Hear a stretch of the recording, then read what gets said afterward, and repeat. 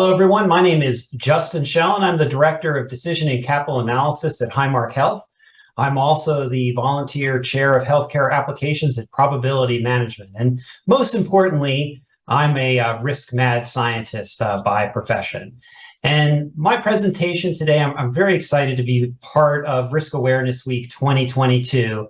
And I'm going to go over something that I'm really passionate about. This great opportunity I think a lot of organizations have. This idea that you can build a risk model once and you can use it to power decision-making all across your organization. And I call it the uncertainty power plan. And so first, let me start out with Highmark Health. Highmark Health is a US healthcare company that's working to transform healthcare in the United States through a simplified experience that guides our customers to high quality, affordable care with financing as well as care delivery.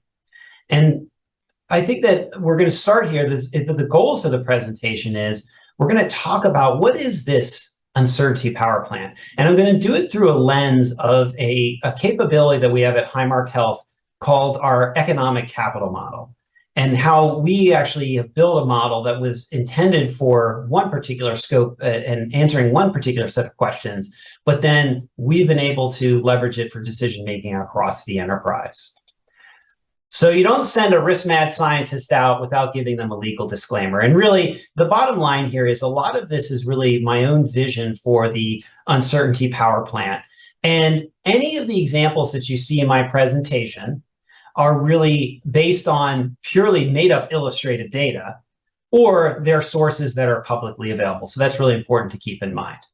And I want to start out also by explaining, what's a risk mad scientist? What do you mean when you say that? And so I think the best thing we can do is let's talk about first the mad scientist. So we got Rick Sanchez here from the Rick and Morty cartoons, and he's a great example of a mad scientist. He's unconventional and he's bold in his scientific dreams, and often his methods they kind of make people a little bit uncomfortable, especially the status quo. And so I am a risk mad scientist. And so basically, I started this journey in my career as a typical management consultant. So from, you can think of Doug Hubbard's books, The Failure of Risk Management. And so a management consultant who really looked at things through qualitative risk assessments and single point estimates for making forecasts and predictions. But then I started to realize that these methods really don't enhance the decision-making process at organizations. And in fact, they may expose the organization and the enterprise to even more risk when you use them. And so with this new perspective and the perspectives that I've gained over the years from places like the Risk Awareness Week conference, I've really devoted the rest of my career towards trying to help leaders make decisions in the face of uncertainty. And unfortunately, some of these methods, when you bring them to traditional risk managers, they feel uncomfortable. There's a lot of reasons that they bring up that they don't want to use these techniques. But in reality, not only are they available to us today, they're actually very accessible and very usable. So our story about the uncertainty power plant begins here.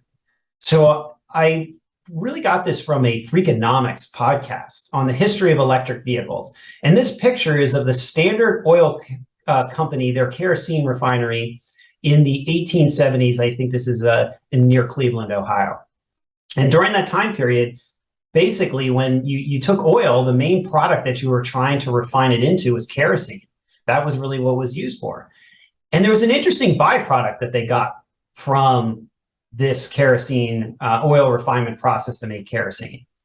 And that was gasoline. But they didn't have any use for gasoline at this time. So what did they do with it? They threw it in the river or they burned it. It wasn't until the invention and wide adoption of the internal combustion engine that gasoline became such a valuable commodity. So all that time, they were refining oil into kerosene and burning off something valuable. And that's really what I want you to think about.